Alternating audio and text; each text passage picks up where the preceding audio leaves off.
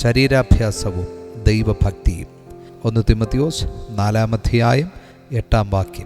ശരീരാഭ്യാസം അല്പപ്രയോജനമുള്ളതത്രേ, ദൈവഭക്തിയോ ഇപ്പോഴത്തെ ജീവൻ്റെയും വരുവാനിരിക്കുന്നതിൻ്റെയും വാഗ്ദത്തമുള്ളതാകയാൽ സകലത്തിനും പ്രയോജനകരമാകുന്നു.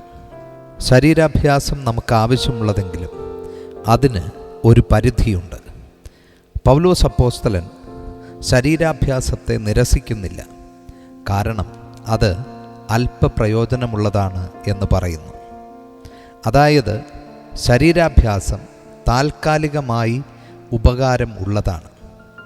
1 കൊരിന്ത്യർ 6:19. നമ്മുടെ ശരീരം ദൈവത്തിൻ്റെ ആലയം തന്നെയാണ്. അതിനാൽ ആ ശരീരത്തെ പരിപാലിക്കേണ്ടതായുണ്ട്. ആരോഗ്യമുള്ള ശരീരം ദൈവത്തെ സേവിക്കുന്ന നല്ല ഒരു ഉപകരണമാണ്. പക്ഷേ പൗലോസ് അപ്പോസ്തലൻ പറയുന്നത് ശരീരാഭ്യാസം ഈ ലോകത്തിനായി മാത്രമുള്ളതാണ്, എന്നാൽ ദൈവഭക്തി നിത്യജീവനിലേക്കുള്ളതാണ്.